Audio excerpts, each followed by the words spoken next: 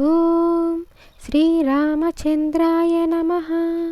पादौ पूजयामि।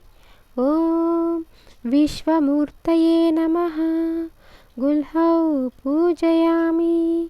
ॐ विश्वरूपाय नमः। जङ्गे पूजयामि। ॐ रघुद्वाहाय नमः। जानुनी पूजयामि। ॐ रावणान्तकाय नमः। ऊरु पूजयामि। ॐ लक्ष्मणाग्रजाय नमः। कटिं पूजयामि। ॐ पद्मनाभाय नमः। नाभिं पूजयामि। ॐ दामोदराय नमः। उदरं पूजयामि।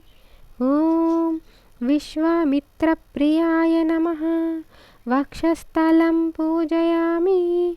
ॐ सर्वास्त्रधारिणे नमः। बाहुं पूजयामि।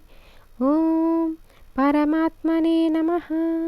हृदयं पूजयामि। ॐ श्रीकण्ठाय नमः। कण्ठं पूजयामि। ॐ वाचस्पतये नमः। मुखं पूजयामि। ॐ राजीवलोचनाय नमः।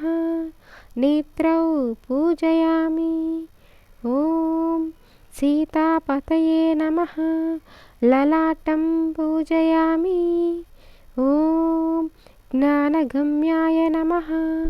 शिरः पूजयामि। ॐ सर्वात्मने नमः। सर्वाण्यङ्गानि पूजयामि।